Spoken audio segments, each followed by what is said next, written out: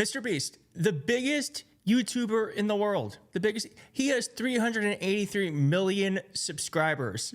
I think that's more people than live in the United States are subscribed to his channel. He just came after Donald Trump and his tariff policy and really exposed it for what it is, and it was incredible. Donald Trump's administration is trying to do cleanup right now. They're on the morning shows on Fox trying to make what Mr. Beast said not be true, but it is not working. Here is Mr. Beast. Is it Scott Beast?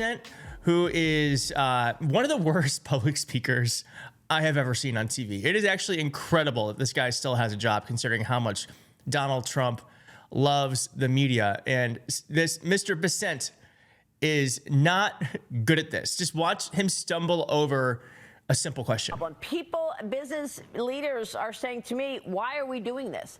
Everyone was very excited about President Trump's agenda, deregulation, tapping into energy, tax cuts. And now, boom, with these tariffs, everything has changed. Why are we doing this? Well, Maria, I think it's, as you said in the last segment, it's all of the above. You know, President Trump was elected with a mandate. You know, he's closed the border, so check on that. We are doing check on that. The very large deportation of people, criminals, and people who have overstayed their visits, their period. So we're in the midst of that. And now President Trump is tackling the trade agenda. And this isn't done in isolation, Maria. That is incredible. That's an incredible piece of content. I'm sorry, I've said this before, I'm going to say it every time. This is a Will Ferrell character. This is a Will Ferrell character. I can't even speak. Matt McDermott said small businesses are going to be decimated by Trump's tariffs if tariffs are not reversed immediately. Many on Main Street will go bankrupt at a small scale. There's simply not the flexibility to incur costs to them on the burden. And Senator John Kennedy, Republican, Senator John Kennedy was on Morning Joe, talking about the tariffs. Not in a good way. With tariffs, an eye for an eye just leaves both people blind. When a government imposes a tariff, it's putting its thumb on the scale. It interferes with people's freedom to exchange goods and services. Some countries, China, the best example, have used trade barriers as a weapon to hurt the American economy. You said it. God created the world. Everything else is made in China. President Trump decided to try to change this, and he, as we know, has imposed dramatically higher American tariffs on these countries. I'm going to stop that right there. He's saying not a lot, but he is obviously against it. It's not really a full-throated endorsement for changing it, but it's something. And I want to cut to this because Congressman Richie Torres of the Bronx, was on the live show yesterday. We have a live show here on Tuesdays and Fridays at 7 p.m. Eastern. And he was saying what I think really not a lot of people are putting out there. And it is true, is that what he's doing with his tariffs is unconstitutional. In the 48 hours following Liberation Day, we lost 6.6 trillion within 2 days. And again, if President Biden had, raised the highest tariffs in more than a century and raised the highest taxes in more than half a century, Republicans would be in open revolt. The Republican Party would be screaming socialism. So for me, the hypocrisy from the Republican Party fucking boggles the mind.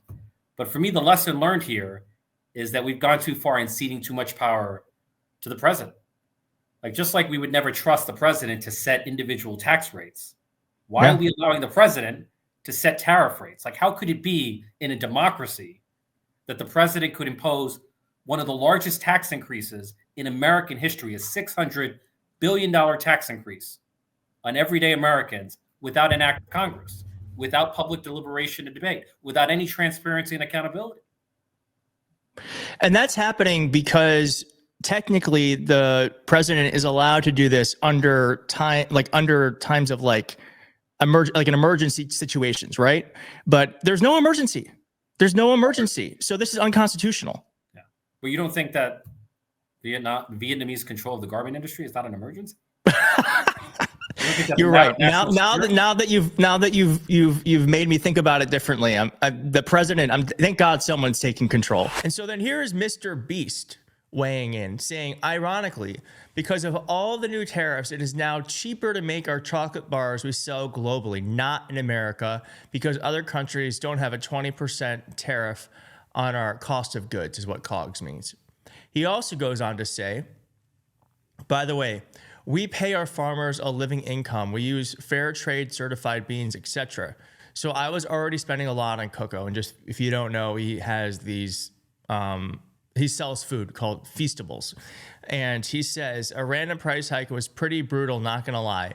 We'll figure it out. I feel for small businesses though, could really be a nail in the coffin for them. And I think that's something that we just don't talk about enough, is that this is gonna be a huge nail in the coffin for small businesses. I mean, what the Trump administration is trying to say is that it is only going to hurt Wall Street, not Main Street.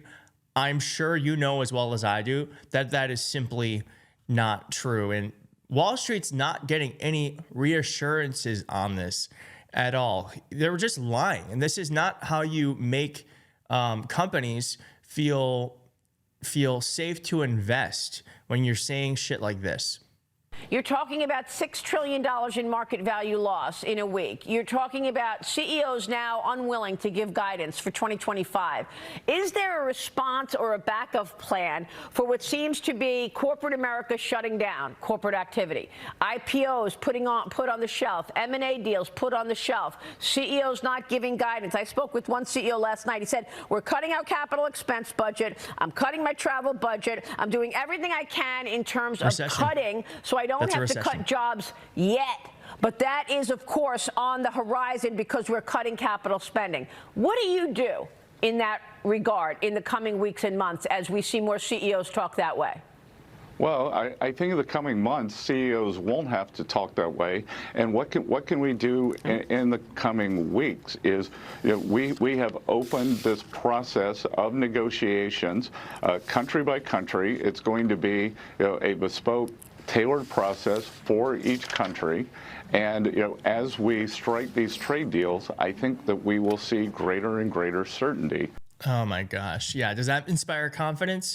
And I just want to end with this. I just was texted this tweet from the president from a half hour ago saying, be cool. Everything is going to work out well. The USA will be bigger and better than ever before. Okay, I guess everything's fine now. We're just told to be cool. Just be cool as the stock market does this.